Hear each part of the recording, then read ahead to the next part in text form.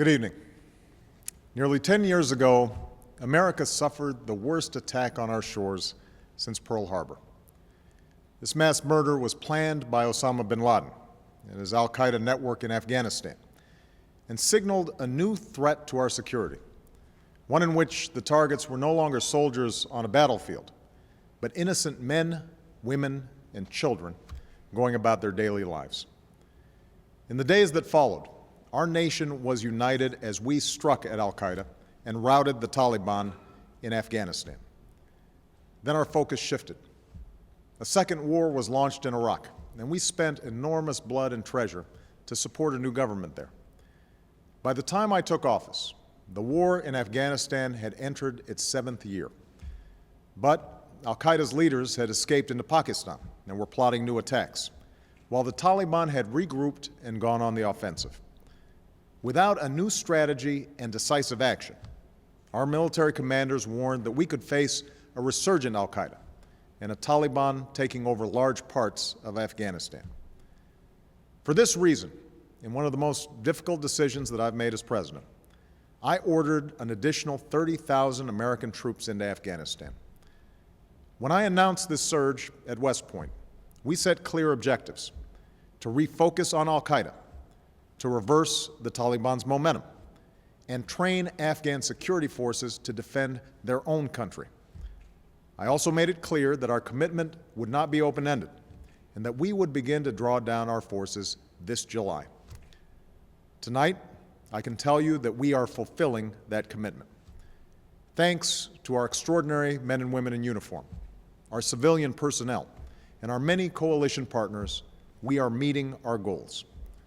As a result, starting next month, we will be able to remove 10,000 of our troops from Afghanistan by the end of this year, and we will bring home a total of 33,000 troops by next summer, fully recovering the surge I announced at West Point. After this initial reduction, our troops will continue coming home at a steady pace as Afghan security forces move into the lead. Our mission will change from combat to support. By 2014, this process of transition will be complete, and the Afghan people will be responsible for their own security. We're starting this drawdown from a position of strength. Al-Qaeda is under more pressure than at any time since 9/11. Together with the Pakistanis, we have taken out more than half of al-Qaeda's leadership. And thanks to our intelligence professionals and special forces, we killed Osama bin Laden, the only leader that al-Qaeda had ever known. This was a victory for all who have served since 9/11. One soldier summed it up well. The message, he said, is we don't forget. You will be held accountable no matter how long it takes. The information that we recovered from bin Laden's compound shows al-Qaeda under enormous strain. Bin Laden expressed concern that al-Qaeda had been unable to effectively replace senior terrorists that had been killed, and that al-Qaeda has failed in its effort to portray America as a nation at war with Islam, thereby draining more widespread support. Al-Qaeda remains dangerous, and we must be vigilant against attacks. But we have put al-Qaeda on a path to defeat, and we will not relent until the job is done. In Afghanistan, we've inflicted serious losses on the Taliban and taken a number of its strongholds. Along with our surge, our allies also increased their commitments, which helped stabilize more of the country.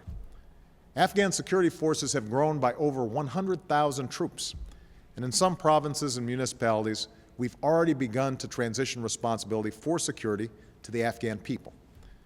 In the face of violence and intimidation, Afghans are fighting and dying for their country, establishing local police forces, opening markets and schools, creating new opportunities for women and girls, and trying to turn the page on decades of war. Of course, huge challenges remain. This is the beginning, but not the end of our effort to wind down this war. We'll have to do the hard work of keeping the gains that we've made while we draw down our forces and transition responsibility for security to the Afghan government. And next May, in Chicago, we will host a summit with our NATO allies and partners to shape the next phase of this transition. We do know that peace cannot come to a land that has known so much war without a political settlement. So as we strengthen the Afghan government and security forces, America will join initiatives that reconcile the Afghan people, including the Taliban. Our position on these talks is clear. They must be led by the Afghan government, and those who want to be a part of a peaceful Afghanistan must break from al-Qaeda, abandon violence, and abide by the Afghan Constitution.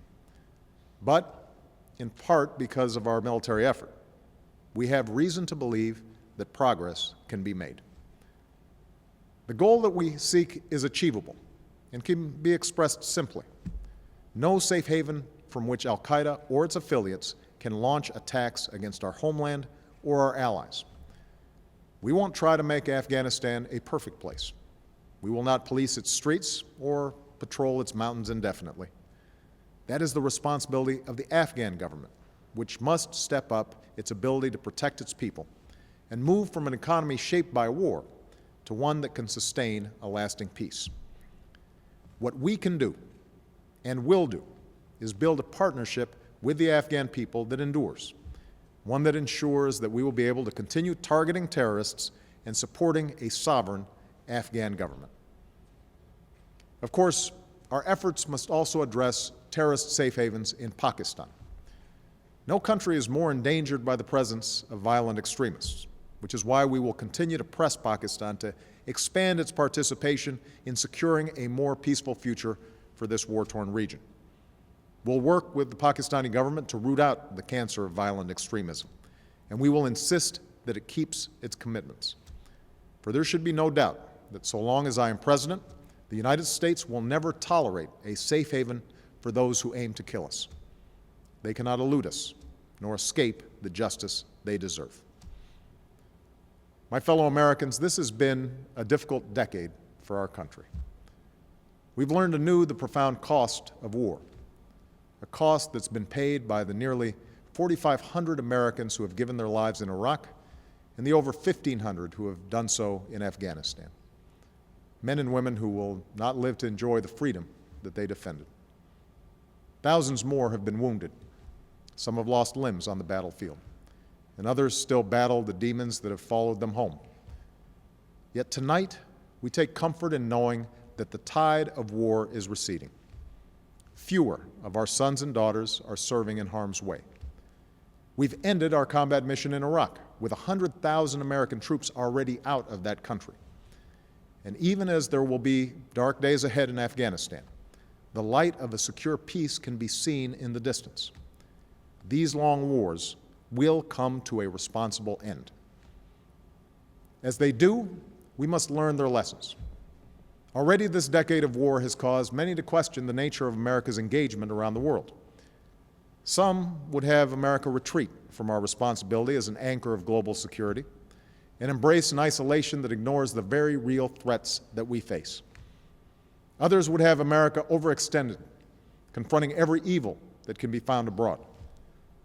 We must chart a more centered course. Like generations before, we must embrace America's singular role in the course of human events. But we must be as pragmatic as we are passionate, as strategic as we are resolute. When threatened, we must respond with force. But when that force can be targeted, we need not deploy large armies overseas.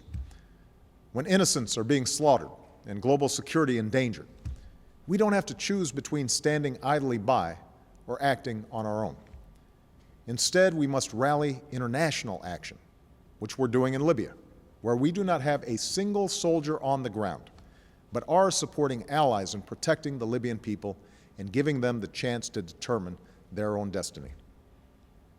In all that we do, we must remember that what sets America apart is not solely our power. It is the principles upon which our union was founded.